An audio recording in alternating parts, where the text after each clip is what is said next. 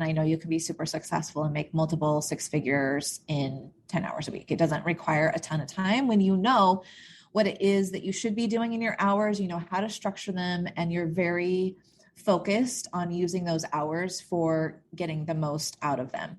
And so what I would say is, number one, people need to understand, which is different when you're an employee. You don't understand this because you haven't had this in your role necessarily, but you have two buckets of your time.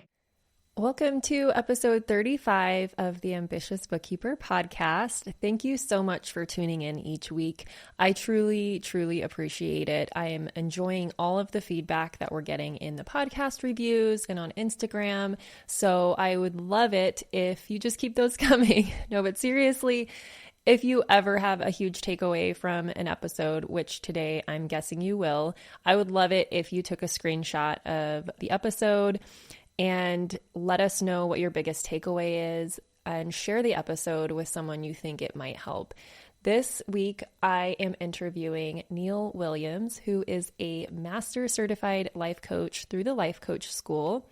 She specializes in time, money, and business, and she's the host of the Unbusy Your Life podcast and the creator of the 10K in 10 Hours Mastermind.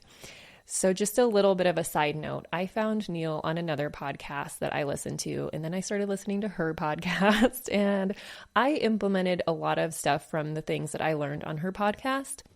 So I highly recommend you go and listen to her podcast as well and subscribe. And the way that I've run my business has completely changed. The way that I look at time and productivity has completely changed since I found her podcast. I teach my team and my students how to set up their weeks kind of the same way that I learned from her podcast. So I encourage you to definitely listen in this week. And if you like her message and if she resonates with you, go subscribe to her podcast. But a little bit about Neill. She, only after ditching her own belief that success was measured by the number of hours worked, was she able to achieve a true lifestyle freedom while juggling her roles as a mom, wife, master certified coach, entrepreneur, and an employee. And as you'll hear in the podcast episode, Neill actually built her business while she was in corporate, and she also cut back her corporate hours. So we're going to talk about that as well. And now she helps coaches build their side hustle coaching businesses in 10 hours a week. She also works with other businesses that are not coaches, like other one-on-one consultants and things like that. So in this episode, we talk about how you can cut your hours back in corporate by delivering a result in less time. The two things you must understand in order to be able to build and run a business in 10 hours a week, when perfectionism is okay, and of course, a lot more to help you in your journey of business and transitioning out of corporate culture. I really hope you enjoy this episode. I enjoyed having Neill on the podcast so much, and I can't wait for you to hear everything that we talk about. Hey, and welcome to the Ambitious Bookkeeper Podcast. I'm Serena Shoup. I am a CPA and mom of 3, and I'm running a virtual bookkeeping business mostly from my home. You're in the right place if you're a bookkeeper, accountant, or an accounting student, and you know that your purpose is bigger than sitting in a cubicle.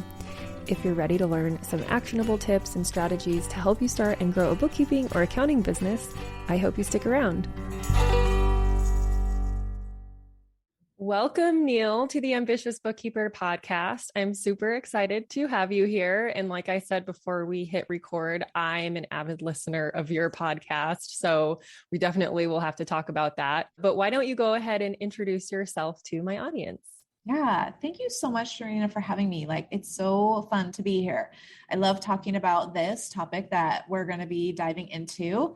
Of course, it's my jam. I am a master certified, deep dive certified life coach and came from the corporate world, like many of your listeners, was in that corporate hustle, figured out how to scale back my work week from the crazy 60 to 80 hours down to 30. And then I decided I needed to help other people do this too. So I built my own business on the side in about 10 hours per week and was very successful. So now I teach other people how to do that same thing. This is exactly why I wanted to have you on the podcast, because I feel like if someone can build a business in the cracks of the day, right? Aside from their corporate job or motherhood or whatever it is that you have going on full time, then you should be able to maintain that and maybe add hours if you want to when you go full time. But can you speak to that process of like figuring out how to get this done? Yeah. So the way that I teach it is building your business in 10 hours a week, because that's the way that I did it. And I know you can be super successful and make multiple six figures in 10 hours a week. It doesn't require a ton of time when you know what it is that you should be doing in your hours, you know how to structure them, and you're very focused on using those hours for getting the most out of them. And so what I would say is, number one, people need to understand, which is different when you're an employee. You don't understand this because you haven't had this in your role necessarily, but you have two buckets of your time. So in your 10 hours, you would have a bucket of time where you're being the employee in your business, and you're going to have a bucket of time where you're being the CEO and the business owner, the entrepreneur. And I think what happens is people get this all muddled in their minds. And if you're an employee, you don't even know what it means to be a business or an entrepreneur.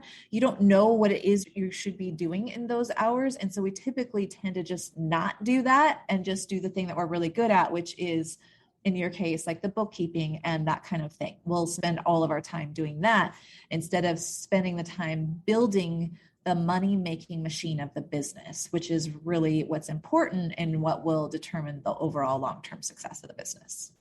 I love that. And also, when you start to get into this world, people do tell you this. They're like, you need to spend CEO time. And so it's like, well, what the heck does that even mean? Exactly. And how much time do I need to spend doing that? So I love that you broke it down into two buckets. Do you suggest doing that an even number of hours, or what is your take on that?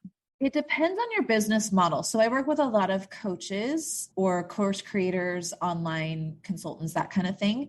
So it depends on your business model. If you're doing a one-on-one business model, that ratio is going to look one way. If you're doing like a small group business model, it will look a different way. So for instance, if you're doing one-on-one, like I have one client that I'm servicing one-on-one. In that kind of business model, your ratio is going to be more employee and more like delivering services than it is CEO and business time. So it might look like 70 to 80% employee. So let's say 7 hours as the employee working directly with your clients. And then you're going to have about 3 hours per week where you're going to be doing the business building and the CEOing and all of that. And it doesn't sound like that much time, but when you know exactly what to do, 3 hours is plenty of time to be able to build your business and be able to fulfill and help your clients with the other 7 hours. So it depends. If you're like have a small group business model, those ratios are going to change. So it's going to be more 50-50. So you're going to spend less time delivering, fulfilling, and you're going to spend more time doing the CEO business building things, which are like offers and marketing and sales and that kind of thing. Mm-hmm. Yeah. So the ratios change. Yeah. And podcast interviews. Podcast interviews. That's right. Things like this. It's like, right. Marketing. Visibility stuff. Yes, exactly. Oh yeah. Thank you for breaking that down, because I feel like it's just very vague, the messaging out there. It's like, we all know we need to be spending time doing this, but there's not always a right answer for everybody, but some guidelines like that are super helpful. Yeah. And I think the biggest thing to remember is the time that you're spending as a CEO and business owner, the purpose behind it is to create results. That's the only job of an entrepreneur, is to create results inside of a business. So that might be creating leads. It might be creating sales calls. It might be creating clients. But overall, that time, the reason that we use it is to create results inside of our business. Oh, that's amazing to like put it in that perspective, because I think we can all get a little distracted and be like, well, this is my CEO time. I'm just going to like piddle around on consume Instagram some content or whatever. Right yeah. And it's totally. Like, we make the excuse that we're doing business building activities, but we're not actually like moving towards that results purpose. So something that I've been working on lately is when I see an opportunity come up or I'm approached for something, before I answer and say yes, whereas before I would be like, yes, because it's an opportunity, I don't want to miss out on an opportunity. Now I'm like, is this in alignment with where I expect to be at the end of this year? Like, is this going to help me get there? Or is this a shiny object, or me trying to appease other people and be liked. You know what I mean? Yes, totally. Yeah.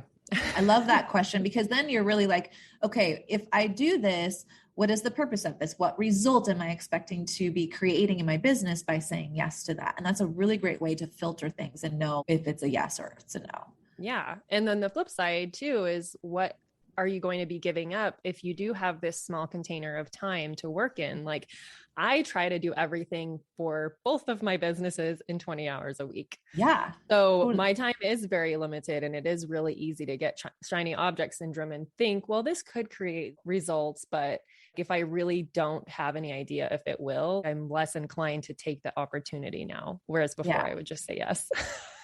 And I love that you have two businesses and you're doing it in 20 hours, because this is kind of what I believe is, if you can build one offer and fulfill on it in 10 hours, you've kind of like hit the jackpot in terms of a business, because that means the business has to be simple. There's probably systems. There's probably very, like, in your mind, you know exactly how you create clients and how you create money, and you can deliver on it all inside of that 10 hours.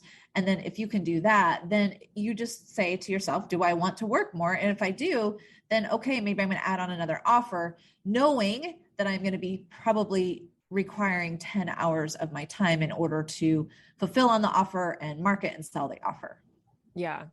Yeah, that is definitely, and I don't do it alone. So that's part of why I can do it in 20 hours.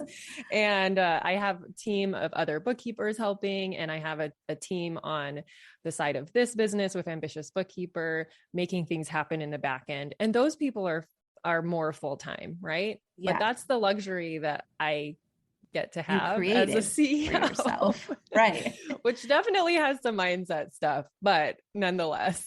Yeah. We're either going to invest our time or we're going to invest our money. And when we're starting out, it's usually a combination of both. And that combination usually kind of like changes as the business grows and scales. Mm-hmm. So I think that's also another great question to ask yourself. Do I want to invest one of my limited hours here, or do I want to invest time and save this hour for this other thing? Really being clear on what I want to invest my time versus my money in. Yeah. So your number one tip was understanding your time buckets. So I'm guessing your number two has to do with managing that time. Am I correct? Or yeah, I think, yes, it is being really intentional with that time and understanding results are what's important. That's how you get away from that corporate idea of like time spent. I don't know if your listeners had this idea pop up in their corporate lives that I did. It was like butt time, like how much time you're sitting in the chair, like being the first one in and being visible as being the first one in and being the last one out. So you're like such a hard worker, and like you get a lot of validation from that. And the way to do something in a very small amount of time is to get rid of the idea of spending time and instead adopt the idea that the only thing that matters is the results that I produce. And I get to decide how much time I want to spend producing that result. That's on me. But at the end of the day, nobody cares if I spend an hour on this. What they care about is, what did I create? What did I produce in that hour? We'll be back after a quick break. This episode of the Ambitious Bookkeeper Podcast is sponsored by my brand new free training, The Ultimate Guide to Creating a Profitable Bookkeeping Business. In just 1 hour, you will learn 3 keys to creating and launching a profitable bookkeeping business. We will map out your path to creating a bookkeeping or accounting business that keeps you in control of your time, priorities, and expertise. From someone who built a 6-figure firm on part-time hours.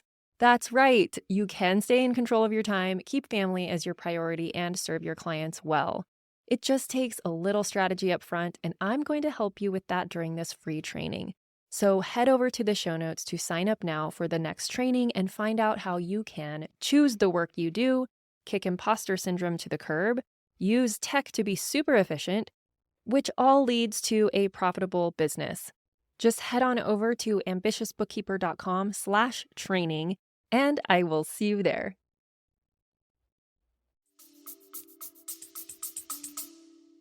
And that is so tied to, I mean, there's a lot of people that start out their accounting business charging hourly because of that whole mindset. And so go back and listen to what Neill just said about disconnecting that and making it results driven. And that will also help you price on a package basis or a flat fee basis a lot easier when you realize the results that you're committing to creating for the client.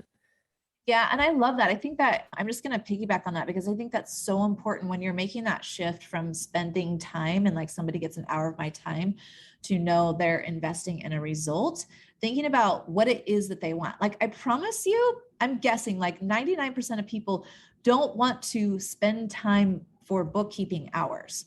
What they really want is some result. Like you do my P&L for me. You tell me where I need to be doing or making changes here. Like they want the result. They want the effect of that. They don't want to be on the phone with you doing bookkeeping. Yeah. Nobody wants to do that. Yeah. It's nice to hear that from a business owner perspective too, because you're not a bookkeeper. No, I don't like my bookkeeping meetings. I'm like, do we have to do these? And it's usually like, we do have meetings with our clients monthly too, but I'll have like a couple questions of like, okay, this thing, like, let's ask this to get it out of the way, but like, how do we categorize this? Because we had no clue. But the majority of the meeting is usually like, I'm just creating space for my clients to like bounce ideas. And I will point out areas where I'm like, I think you could probably cut back here. Or if we just increased your price a few dollars here, you would increase your revenue and your bottom line and things like that. So hopefully my clients don't dread their monthly meeting. Well, when you're talking about that, what came to me is like, oh, you're showing me how to make money easier or how to keep more of my money. That's really the result that I want, right? That's why I would pay you, why I would hire you, not necessarily for the hour of time, but like the effect that I'm going to get from that hour. Mm-hmm. That's really good perspective to hear for all of our listeners too. So they can hear from a business owner's perspective what they actually value, because that's one of our big questions is like, how do I present my value and how do I put that in the terms of the business owner? Because we're so close to what we do and like the number crunching, and it's quote unquote easy for us. And so we don't realize how much harder it is for the business owner and why they are willing to invest in the result of the financial statements. Yeah. So I think that's a really good point. And that's one of those things, like spending the time really thinking about what your client wants and crafting your offer to them, talking to them about what they want and what they're going to get. Like as business owners, at the end of the day, the only thing that we care about is making money, being able to pay our bills, and then having some profit. And time freedom, I think, for a lot of, totally. So if you're like, listen, I'm going to show you how to like double your profit in 3 months, I'm for sure going to take you up on that offer because it's so concrete. And it's like, it's exactly what I want, right? Oh, you're going to show me how I can change some things in what I'm doing to be like double my profit. Of course I'm going to pay for that versus you're going to get 6 months worth of bookkeeping calls. It's going to be a lot harder to sell that because people don't want to get on a call to talk about their numbers for many business owners, right? Like there's a lot of anxiety behind that. And so asking someone to show up for a call is like oftentimes even just a big ask in itself. So if you instead change the conversation to, but here's what you're going to get as a result, way more effective, easier to sell. Yeah. Ooh, thank you for that. Little so business good for people tidbit. So good for people to hear from the other side, the other perspective of it. So results are very important in communicating and also for figuring out how to spend your time. Yes. It's a double benefit there. Totally. Yeah. And really understanding like, okay, if I'm spending my time, being able to trace that to the result that I'm trying to produce. So is it that I'm trying to generate leads? Is it bringing people into my business, getting them to know me? Is it me nurturing them, warming them up, getting them on a sales call? Like what is the specific result? Because business is just all about numbers. You know that, and your audience knows that too. So it's the same for every business owner. It is about creating results. Whether that's number of people coming in, number of sales calls, dollars made, it's some sort of number related result. Yeah. Awesome. So can you walk us through kind of your journey of doing what you do on the side of your corporate job and the things, whether you want to take it down the route of like the the deconditioning you had to go through or whatever. Walk us through that. Yeah. So my first thing, I never even thought that I would be a business owner, honestly. I just knew that I didn't want to work so much, but I still wanted my really fun corporate salary. So I needed to figure out like how to scale back my work week, but still make the same amount of money. And that's where that shift changed for me, was like, oh, actually, they don't care about how many hours that I work necessarily. What they care about is what I'm producing inside of those hours. So once I made that shift, it was easier for me to figure out the path and the plan to really scale back my time. So that was number one. And then I realized other people are really struggling with this too. And I got certified as a coach. And I was like, okay, I can help other people do this too. And so that's when I was like, okay, I'm going to take 10 hours a week. That's what I'm willing to spend of my time with this already full life that I have, to be able to create this business where I help other people also learn how to get more done in less time. And so I was able to do that in such a small amount of time. It took me a while to figure that out, but the thing that changed everything for me and being able to do it really effectively in a small amount of time was understanding about my offer. So like kind of the conversation that we just had before, it's so often, this happens in the coaching world too. We want to sell like, you're going to get a 6-month coaching package. Mm-hmm. Nobody wants that. He's like, I don't want coaching. Nobody wants to commit to that much time. Right? And so it took me a long time to figure out, oh, that's not what they want. What they want is the effect that they think that they will get because of the coaching. So I need to be selling that. So once I understood like how to create an offer and make it so good, it was hard for people to say no. That's when everything kind of clicked. And what I realized also, because I had already kind of started to see the idea that it wasn't necessarily hours spent that created money. Like that's one way, that's one model of creating money. But as an entrepreneur, that isn't the model that is most effective. It is really understanding how to create value and exchanging value for money, which is really results, right? Like you pay me and you're going to get this, and that exchange. That relieves any time requirement kind of burden, because now you're just figuring out, okay, how do I deliver on these results faster? How do I tell more people about it within my 10-hour time block that I have? Yeah. So it's really starting with like the foundation is the offer, and quite honestly. Yeah, it is. So I'm going to go back to what you said. You figured out how to scale back your time working in your corporate job. Like you basically realize that my boss doesn't care how many hours I work as long as I produce this result. Yeah. And so you actually cut your corporate hours back and kept your full-time salary. You still had your full-time. Okay. I just want to make that clear to our listeners. I knew this because I listened to your podcast, but I want people to understand that they could probably do that too in their corporate jobs, especially if you're in a management role or most accounting roles are salary exempt positions. And so it really does not matter how many hours you work. You could work 60, you could work 15, as long as you produce the results that you were hired for. You could probably have that conversation with your boss and say, hey, I know I can do this in 30 hours a week, and I'm going to prove it to you so that I can also have a life. Right.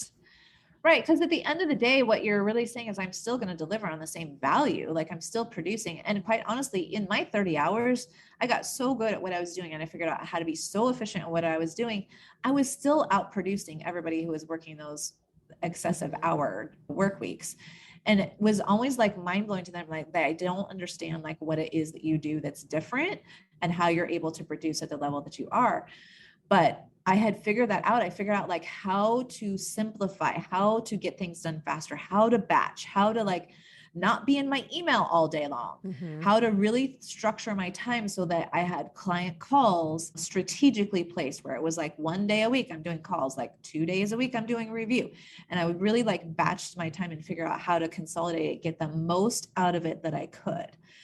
And so that is something that is not unique to me. That's something that's available to everyone, especially in the accounting world where you're producing and you have clients and all of that. I had the same exact situation and you can totally do it. Yeah. I love that because when I was a staff accountant, hopefully no one from my old company is listening. Just kidding. I don't care if they are really, because I want them to hear that this is possible, because people don't realize how much that they can do if they create a little bit of boundaries with their coworkers and do what you said, like batch things and just be highly productive instead of wandering around the office and hanging out at the water cooler and stuff like that. Yeah, you might be seen as like a super stickler and like a worker bee, but if it means getting other things done in your life or having the space and the time to do it, I think it's totally worth it. But when I was a staff accountant, I was hired to do the month-end close, the SOX compliance, and this might go way over your head, but my listeners will be able to Totally. I know that because my world intersected with the accounting world. So yeah, I get it. So I did all the SOX testing because we were a public company. I did the month-end close journal entries and all that stuff. And I was able to, we had a 3-day close because we were a public company. So the rest of the month, I would work on special projects and just make my systems work more smoothly and work ahead of the ball so that at month end I could quickly close. But that also created space for me during the rest of the month and every week to literally study and pass my CPA exam on the clock. So yeah. And I studied like 20 hours a week. A lot of it was still at home, but I still got probably an hour a day of studying in while I was working because I had created that space because I was so efficient in my job. So as much as sometimes I go back and I'm like, I wish I would have quit that job and just done this like I had wanted to way back then. But if I had done that, I probably wouldn't have had the time to get my CPA because I would have been so focused on building my business. You know what I mean? Yeah. So it's like everything happens for a reason. Totally. If you're in that season of like, you need the benefits, you want to keep your job, but you also want to do something else, this is an option. Yeah.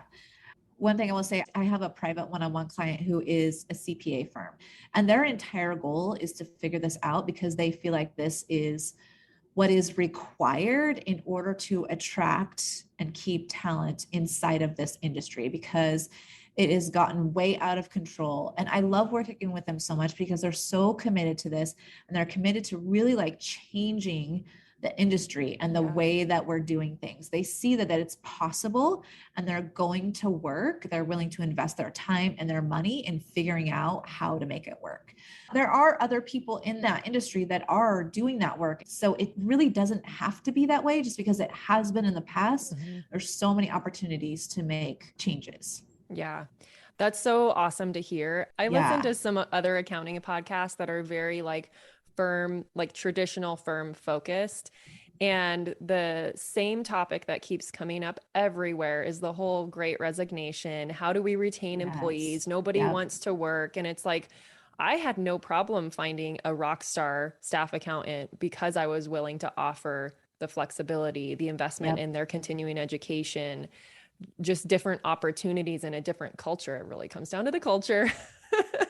So it's like, it's funny because I'm like, if I could just show you how to recruit and like change what you're offering. But if people know that going into your firm is going to require working weekends and doing crazy audits and not having a life outside of the firm, you're not going to get anyone in this day and age. Your recruitment is really an offer, just like inside your business, right? It's like, if you tell someone, okay, you have to work 80 hours, they're like, no. Yeah. There's too much out in the world that's now showing as an example of how that doesn't need to be their life, and they don't want that. So as a company, in order to attract really high quality talent and to keep them, I think as business owners, we also have to think about what you're doing, which is creating the offer to make it irresistible to work inside your organization. Yeah. Yeah. Because that's the generation that we're trying to attract. I'm part of that generation too. And I know I can produce what you're hiring me to produce in 30 hours or less a week, right? Yeah. If I were working a traditional corporate job, because there's so much wasted time in meetings. There's wasted time just hanging out in the hallway. Like I could go on and on. And I was the type of person that like would rather not take a lunch if I could leave early because I have kids. Same. It's like, especially when you have children, you realize how much time you're quote unquote wasting in meetings and at like hour-long lunches because people are just hanging out. And you're like, I could literally not be paying a babysitter to pick up my kid from school if I didn't go to this lunch and be a team player. Right. But there's a delicate balance there. Like, I'm not saying, you can't be a team player and have whatever, but yeah, you start to realize, especially when you have children at home, how much you could probably cut out of your day. Totally. And there was a study, I think it was through Harvard. I'm kind of like a nerd, so I read all the like studies, but so I don't remember exactly, but it came out and they had studied a group of corporate employees and they were looking at how much time are they actually spending getting work done versus just time spent. Mm-hmm. And what was really shocking about that study, it was on average 12 hours out of the 40 was being used for production, like getting stuff done. The rest of it was producing nothing. It was the lunches, it was the conversations, it was all the other stuff. Yeah, absolutely. I can attest to that. And a lot of times too, because the day was so filled up with unnecessary meetings or conversations or waiting around for people that didn't respect your time. I would take work home and do my deep work at home at night or on the weekends because I was a salaried employee. So it was like, well, I have to be in the office to be at those meetings and stuff. But the actual work that I got done was at home outside at night. Yeah. It's crazy. It's so ridiculous, the systems that we have set up, and it just can be so much better for everybody. I really feel like if anybody is listening to this and you have a business, my plea to you is to really think about how you're setting up that business, what kind of work environment you're setting up, and the expectations, and really maybe like relaxing the idea of number of hours that someone should be working, and really focusing on the results that they're creating, and then let them figure out how many hours it's going to take them to get those done. Yeah. That is part of the reason why I prefer the salary. I mean, it's the same with pricing our clients. Our clients prefer to know exactly how much they're going to pay every month. Yep. Totally. And I prefer to know exactly how much I'm going to pay my team every month for a result. Yes. It's like, it's all the same. It's psychology. Yes. So yeah, I do have some people initially starting off as hourly and then converting to a salary model when we kind of figure out like how much they are producing and all that kind of stuff. So there's definitely options there, but this is, we're definitely getting off on some tangents, but since you said you were kind of close to the accounting function, what did you do in corporate so people know?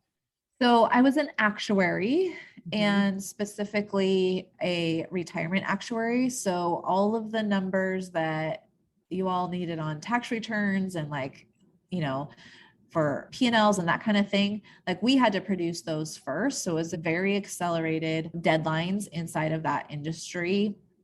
And, that was where I started my career. And then I ended up managing a whole team doing that kind of work. So I had conversations with CPAs every week. Did you work with an insurance company for benefits insurance, or? We didn't necessarily get into insurance so much, a little bit, not a lot. We primarily worked with financial advisors and CPAs who are like, how much can we get as a deductible expense into this plan, right? Like trying to save the tax dollars. Or on the other side, like, okay, the business didn't do as well. What can we do here in order to save the person from having this big expense that they know they didn't have the money to be able to pay for this year? So those kinds of conversations, a lot of like planning and how to save taxes and that kind of thing. Okay. Involved awesome. With the CPAs. Yeah.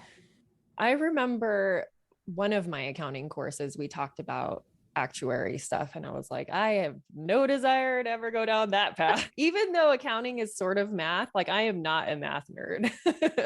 It's really funny. And I know there's some listeners that relate to me, but whenever somebody calls us numbers nerds, I don't identify with that at all. I don't think accounting is really, it's kind of a numbers thing, but it's not like you have to be a really crazy, smart mathematician. Yeah. Very simple math. Right. It's like adding and subtracting. Yeah. Sometimes dividing to get some percentages, right. but yeah, it's really, really basic. So it's always funny when people are like, oh, you must be like a super numbers nerd. And I'm like, I don't identify with that at all, but that's okay. Others do. Yeah. Yeah. So this has been really awesome to get your take on building a business basically in the cracks of time. And it's really, really important for people to hear, to understand that it can be done. It has been done by other people, because everyone, especially in our field, they're so logical and have to plan things out, and goals have to be achievable, quote unquote. And so I like to bring in different perspectives of what is achievable. Just because you don't see a path there yet doesn't mean it can't be done, especially, bringing people like you in to show what is possible. I'm not saying that everybody can do something that someone else can do, but just the fact that it's out in our world, that it has been done. Yeah. Totally. Makes it a possibility. Yeah. So I think that's really important. And then just understanding the ways that you can get there. Like, you may not have all the answers right away, but your number one thing is to just figure out your offer. I would say, if results. anything else, yeah. Like, even if you have an offer you think is like working pretty well, regularly going back and looking at that and seeing how you can make it even more attractive. Like, make it be something that someone just cannot say no to. Yeah, that's so important, to continue to go back and refine. We're constantly, that's another thing that I think accountants and a lot of my students get hung up on, is they want everything to be perfect right away. And I'm like the poster child of, like, my onboarding process for my clients changes almost every time we onboard a new client, because I find something that we could be doing better. Totally. And I think a lot of people have a hard time with accepting that it's going to change, and they want everything to be exactly the way it's going to be forever right away. And you have to be flexible, especially when you start a business. I love the way that you're doing that. I like to talk about, for my students, I just say, like, let's get the offer to 50%, and then we're going to go test it. And that's going to create the other 50% for us. So to try and avoid the perfection, because when we're in perfection, we're not getting out and creating results, because we're still in like I'm going to make it better, I'm going to change this and all that. And that will come as you're going through the process of testing it and getting results. There's definitely a lot of stuff to unravel there with the perfectionism. I know there's a lot of people.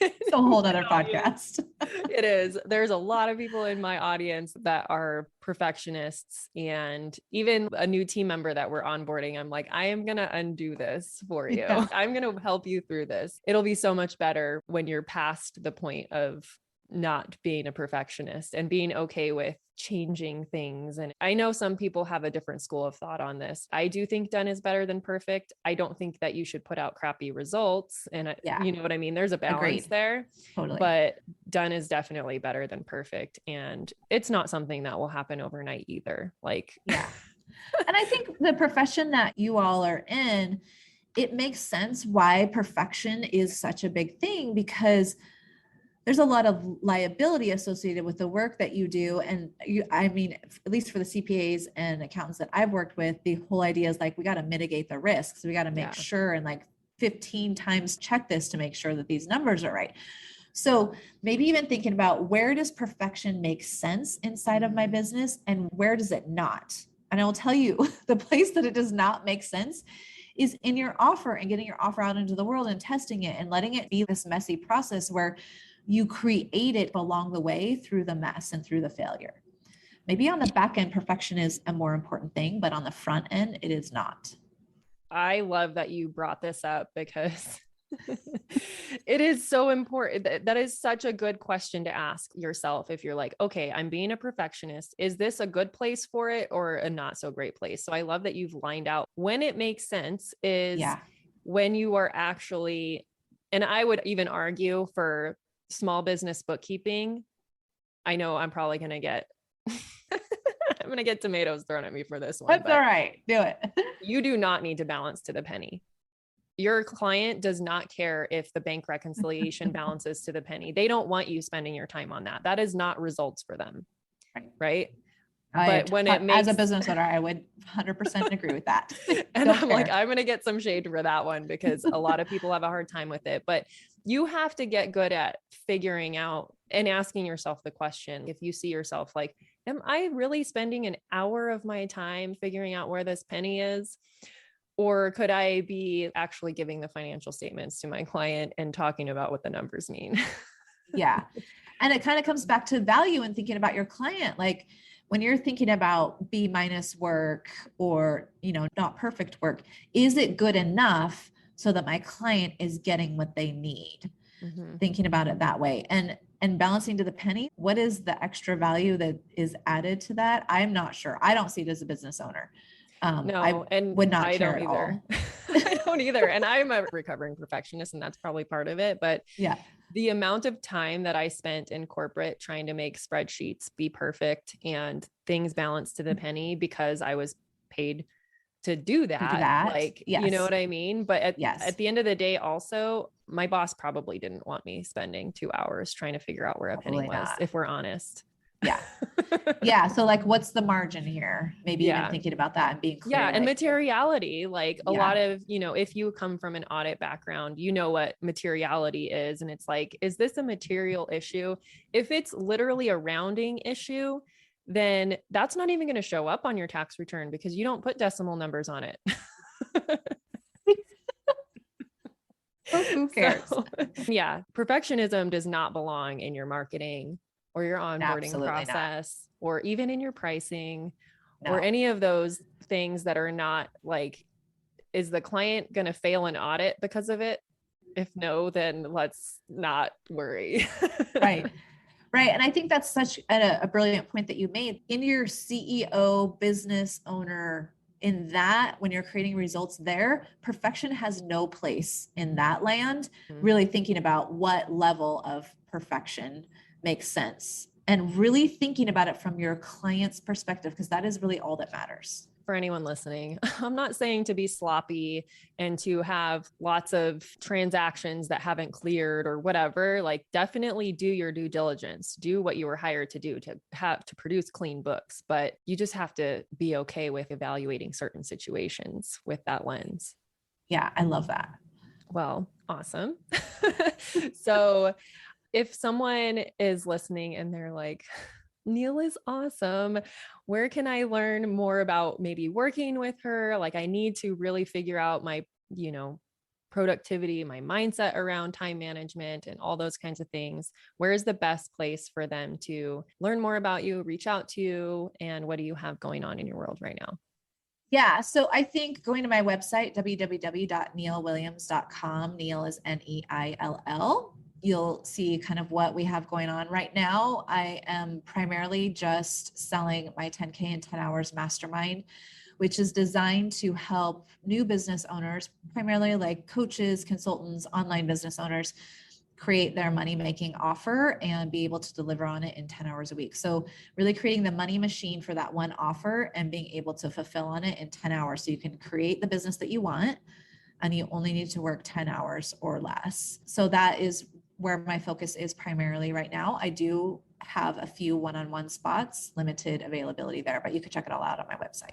Awesome. Thank you. And what's your podcast called? My podcast is Unbusy Your Life. Yes.